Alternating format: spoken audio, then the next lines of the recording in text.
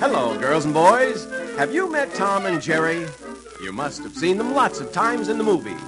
Now you're going to meet Tom the cat and Jerry the mouse on records. Hey, Tom, say hello. Hello? And now, Jerry, you say hello. Hello. This is the story of Tom and Jerry at the circus. Now, you can come along, too. Just follow the pictures in the book. Are you ready?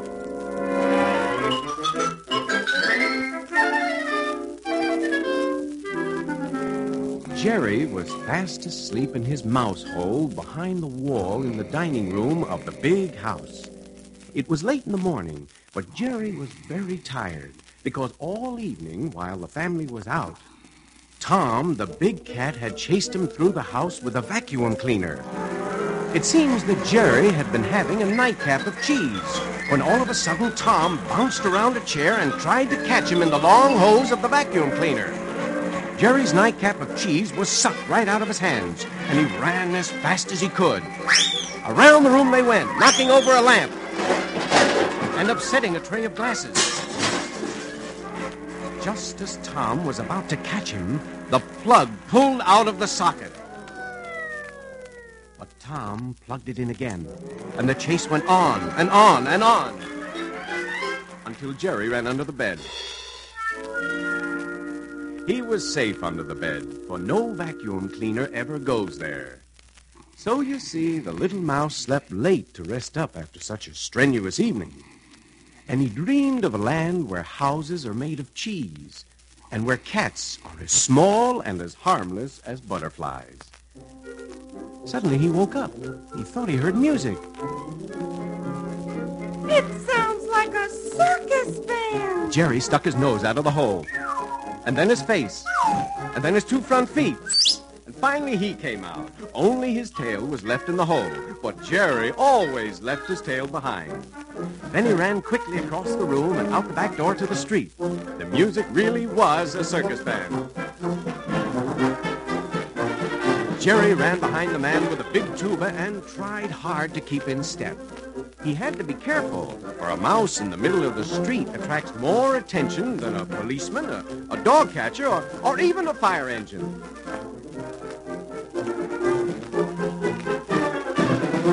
All this time, Jerry was so busy keeping in step that he never stopped to look behind him. If he had, he would have seen Tom the cat also marching with the circus band.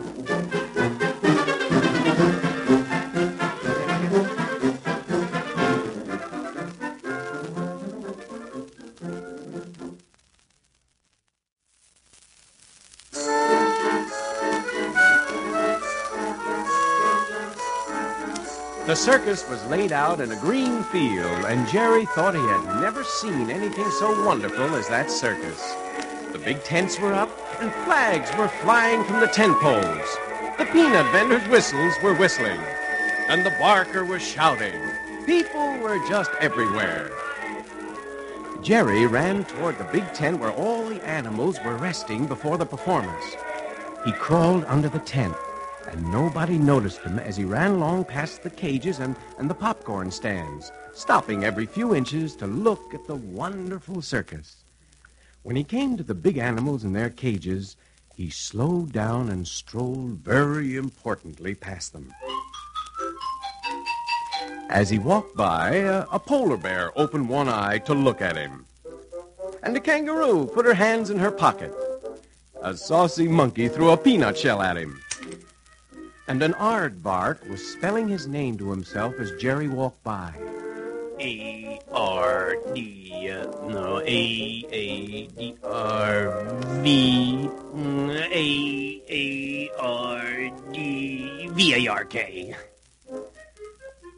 Jerry also saw a penguin sitting on an ice cube, and a great rhinoceros trying to see around his horn. Oh, it really was a wonderful circus. Meanwhile, Tom thought of a very clever plan to catch Jerry the mouse. He hurried over to the cages where the lions and tigers lay sleeping. He knocked loudly on the cage where Leo, the biggest lion, was snoozing comfortably beside little Leo, a very small lion, no bigger than Tom. Wake up, Tom shouted. There's a mouse in the tent, and he got in free. A mouse in the tent? Growled Leo. And he got in free? Yes, said Tom. Will you help me catch him?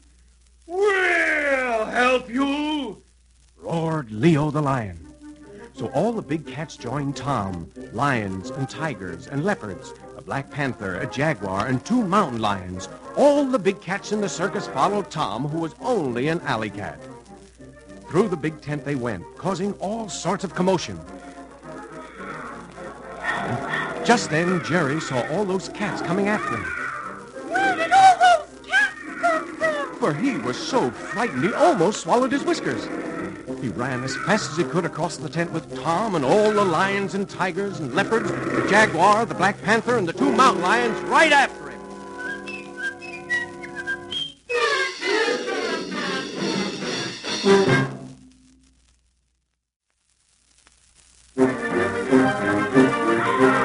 Jerry the Mouse ran on and on, dodging in and out of the circus wagons until he came to a large elephant kraal where the elephants were waiting for the show to begin. Jerry ran so fast that before he knew where he was going, he had stepped right on the toe of a huge gray elephant named Eloise. Ouch! Who stepped on my toe? I did, but I didn't mean to. You better watch where you're going, Eloise said, so that you don't go round stepping on people's toes. Suppose now that I were to step on your toe. How would you like that? Jerry shivered at the thought of Eloise's big foot on his. I'm very sorry. Isn't there something I can do to make up for stepping on your toe? Yes, Eloise said thoughtfully. as a matter of fact, there is. This morning, when the children were feeding me peanuts, somebody put a walnut in my trunk. It stuck there, and I haven't been able to eat a thing since. Now, you look small enough to climb into my trunk and get the walnut out. I'd be glad to. For Jerry was always glad to help out an elephant. So Eloise lowered her trunk to the grass. And Jerry hopped on quickly. He peeked into the long trunk. It was very dark inside. He crawled in cautiously, for he had never been inside an elephant's trunk before. It grew darker and darker and darker and darker. He wished he had worn his cap with a light on it. Once he slipped, and it tickled Eloise so that she almost sneezed. All of a sudden, he bumped into the walnut. He tugged hard at it, but it wouldn't move. And he pulled, and he pulled, and he grunted, and still it wouldn't move. Then he nibbled round the edges of the walnut, and then he tugged some more, and the walnut came loose and rolled with Jerry out of Eloise's trunk onto the grass. Thank you, oh, thank you, sighed Eloise gratefully. You've done me a great favor, and I forgive you for stepping on my toe. Jerry felt very proud. Indeed, he felt so proud as he danced around that if he hadn't been watching, he might have stepped on Eloise's toe again.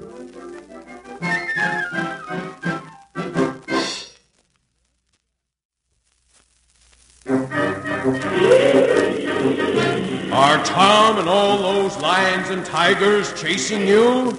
Eloise asked. Yes, and they're going to catch me, too. Oh, no, they aren't, said Eloise.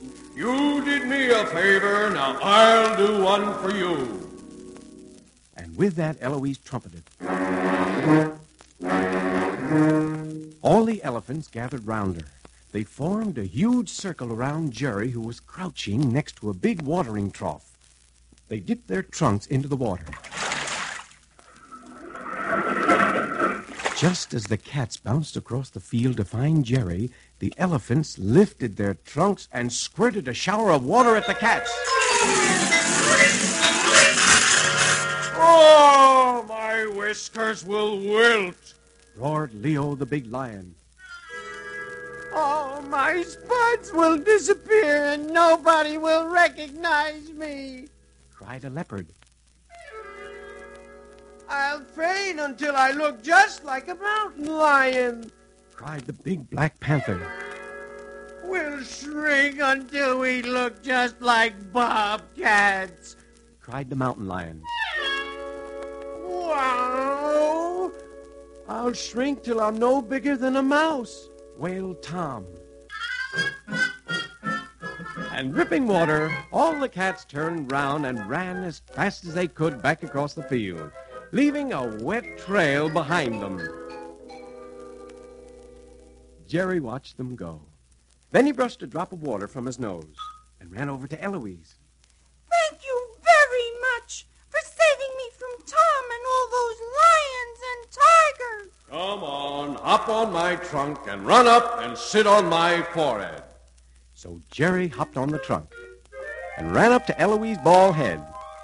He held on tight, for the circus parade was about to begin, and Jerry didn't want to fall off. Of course, Eloise led the parade. Behind her came all the other elephants lumbering along, holding on to each other's tails with their trunks. Next came the white horses and the black horses and a string of frisky little ponies. Then came the other animals, the polar bear and the kangaroo and the aardvark, still trying to spell his name. It was the first time a mouse had ever been in a parade, and Jerry felt very important. As he rode along, he wondered about Tom and hoped he hadn't gotten too wet. But he didn't wonder hard, for after all, a mouse in a circus parade has enough to think about.